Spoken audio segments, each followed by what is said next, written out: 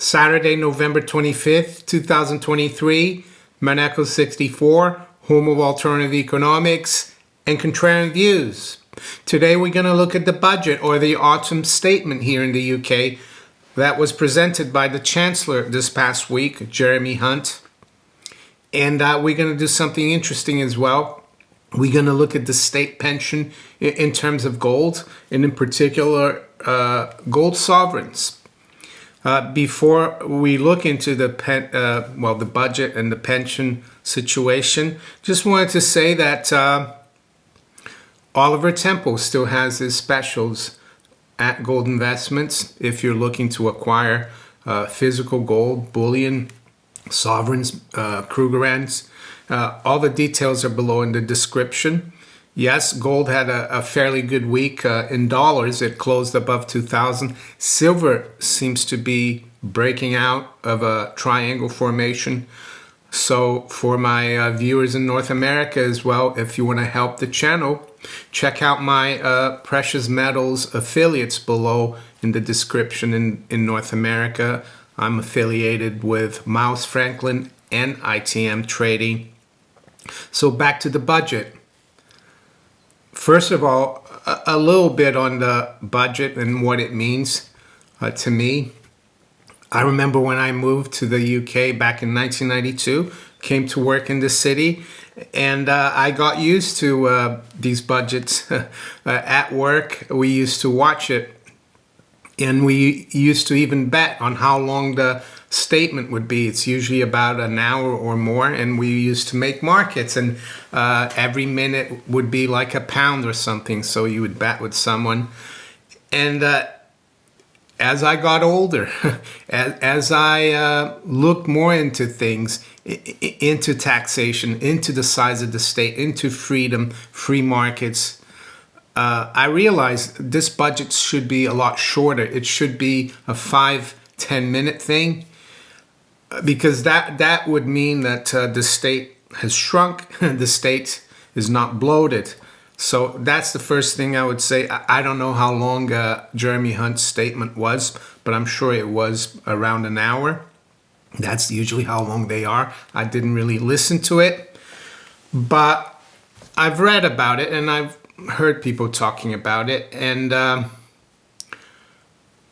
I think it was a headline grabber, something to try to get votes in the next general election.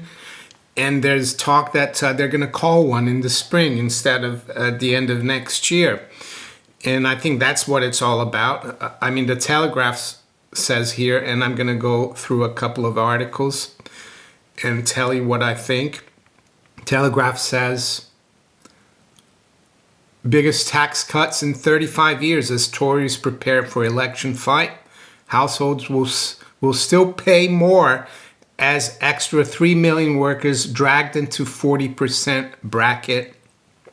So the main headline still, looks really good. Biggest tax cuts in 35 years. That must be great.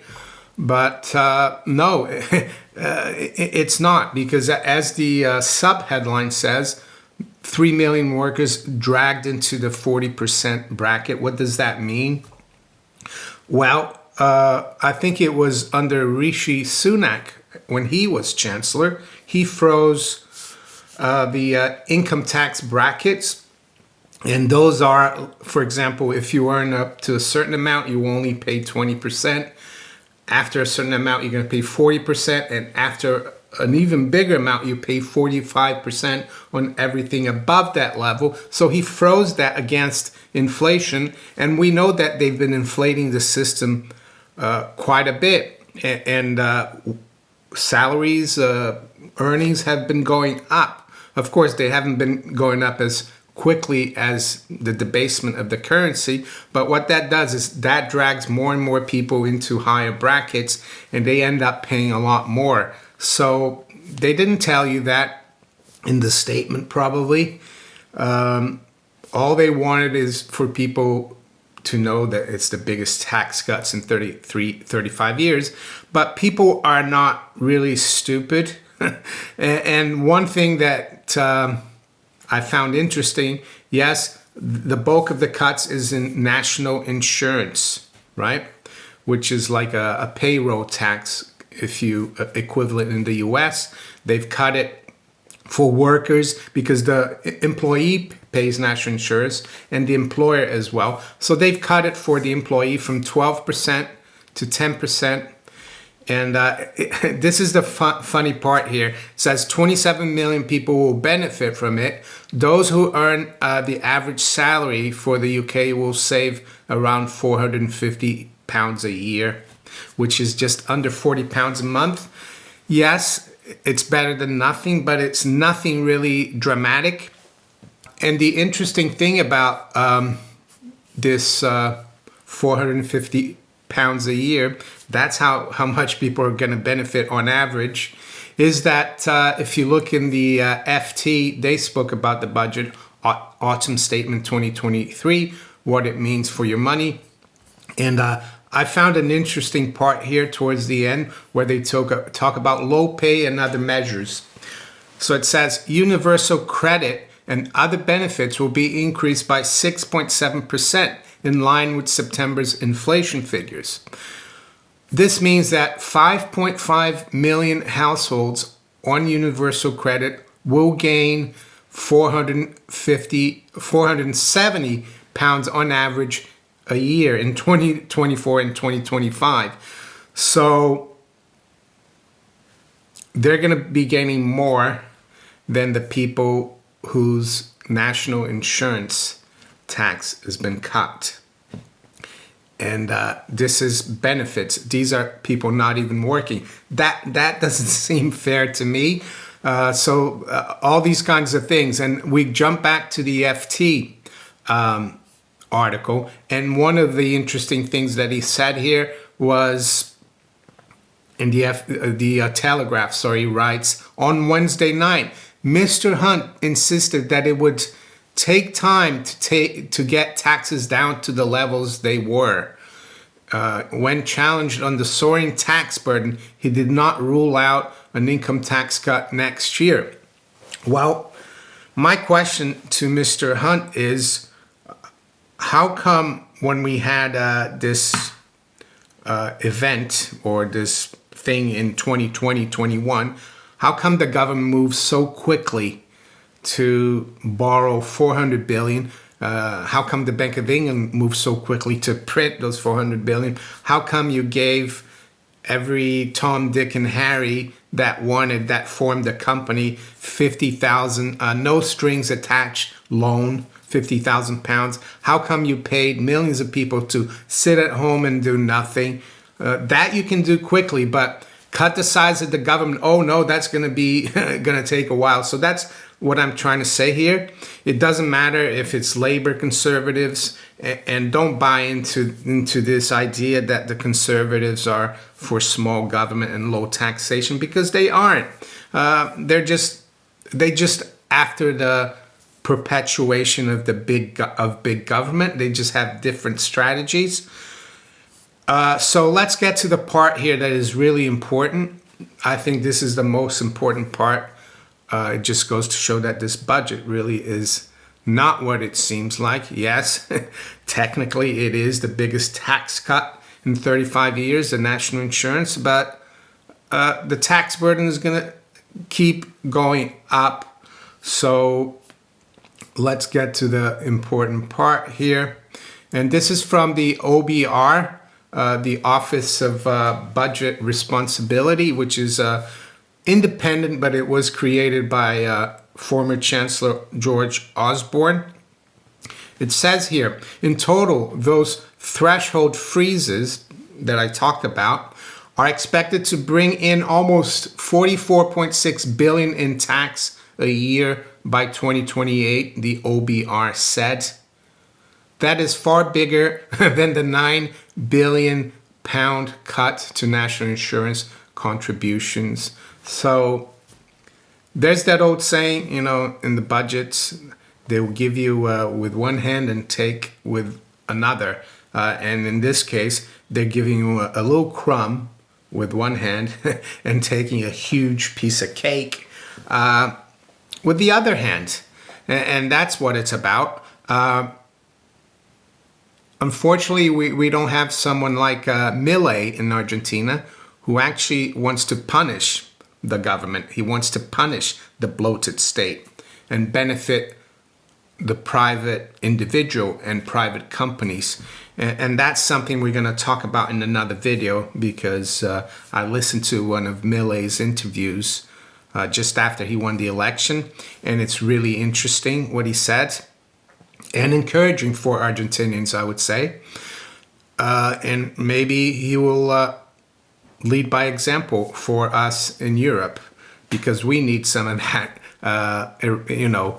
chainsaw to, cut the size of the state and the size of government. So I said I was going to look into the state pension, because they did increase this state pension, a fairly good increase. In pound terms, that is. There's an article here. I'm not falling for the £900 state pension bribe. The confirmation of the triple lock increase has been met with skepticism. So what's happened to the state pension? Well, they increased it by 8.5%. I think it's going to go up to like £230 a week.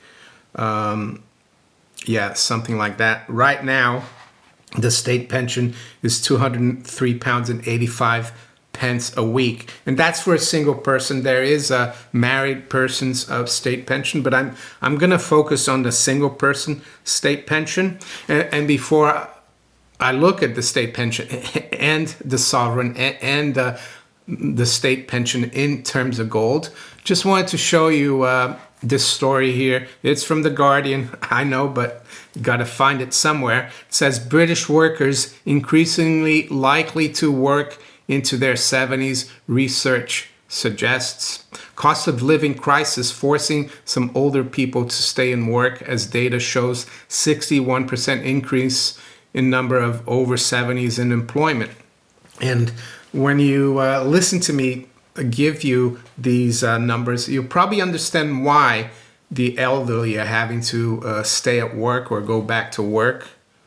My wife told me the other day she was at Asda, and she was paying for the stuff through the till, and there was a lady there, and she said to my wife, well, I'm 80. I've had to go back to work to supplement my income. And it will seem weird, because in nominal terms, in pound terms, the state pension has increased quite a bit in the last 20 years. So how come people are hard up? Well, I think it's because we've had the debasement of the currency. They call it the cost of living crisis. I call it inflation. You make the currency worth less, people will be able to buy less. And what's the best measure of real value for the last few thousand years? Well, it's gold. And that's why I've looked at the state pension in terms of gold, and it's very easy. You can do that experiment yourself. You just need to go to the lbma.org website. They've got the price of gold for every day and every year till 1968. They've got it in dollars and pounds and euros. So what I've done here is go back to 2003. The single person state pension was £77.45 per week, which sounds a lot less, doesn't it, than $203.85, which it is now. And it is. But in real terms, I think people were a lot better off back then, because the price of gold in pounds at the time was 234 pounds per troy ounce. Yes, not 1,234, but 234, which means one sovereign costs 55 pounds. So if you take the state pension and divide it into the price of the sovereign, you get 1.40 sovereigns. And I'll just give you a visual aid here of what that means. I'm going to bring out some of my coins out to show you. Luckily, I have some half sovereigns, which is something a lot of people don't have, but because it's a fractional sovereign, and sometimes the premium is a little higher. So Back in 2003, the state pension meant you earned one sovereign and almost a half, 1.4. So let's say you earned, yeah, 1.5 sovereign. So let's fast forward to today. Yes, the state pension is 203.85, and you would have thought, wow, that's been great. It's increased by almost 3 times. But let's look at the gold comparison. So right now, when I did this little exercise, gold was at 1,601.84 in pounds. It might have come down a little bit in the last few days, but let's take that number. I think that was on the 22nd of November. So that meant the price of the sovereign was 377. So you take the state pension, 203, divided into 377. Well, you get 0.54. So you've gone from earning this to earning that in gold terms. And we know that gold is the best store of value, is the most stable store of value, and has been for thousands of years. Is it any wonder sovereign countries, treasuries, central banks hold thousands of tons of this stuff, and they've been buying tons as well at record pace in the last 2 years. So yeah, for those of you who will say, oh, but we can't take that to the store. Well, yes, you can't take, some stores don't take now banknotes. So what I'm trying to say is the value of the money, that's important. So let's say, yeah, it would have been good to fix your pension in 2003 in terms of sovereign. And actually, legally, you should be able to do that because the sovereign is still a legal tender. Yes, the face value is £1, but I'm not sure if you would be able to tell the state that you want to be paid in sovereigns, and that they'll pay you £1 because it actually means now 377. But that's a different question there. So yes, that's why the elderly are having to work longer. They are talking about that they want to increase the retirement age. I'm 59. By the time I retire, it's going to be 67. It's already 66. They've increased it from 65. And it's supposed to help you in your old age. It's the state is supposed to protect your savings, but they're doing anything but. They're stealing your savings through inflation, and that's how they do it. And I think that's a really good example. So back in 2003, you used to get that much a week, and now you're only getting that much a week. So don't be fooled by these increases. Because the government is always going to inflate more than the numbers that they, the numbers that they come out with CPI are highly doctored to pretend that they're not really inflating. So there you go. The budget, just another gimmick. The state is still going to be bloated. The state pension, yes, try not to depend too much on it for your retirement. Maybe think about accumulating a few of these over the years. Just do it slowly whenever you can. And I bet you that in 10, 15, 20 years time, yeah, it will be still worth something. It might not do exactly or as well it has done since 2003, but I think it's safe, and it's also tax efficient. There's no capital gains tax because it's legal tender. So there you go. With that, I'm going to wish you all a very good weekend. And yeah, take care. Bye.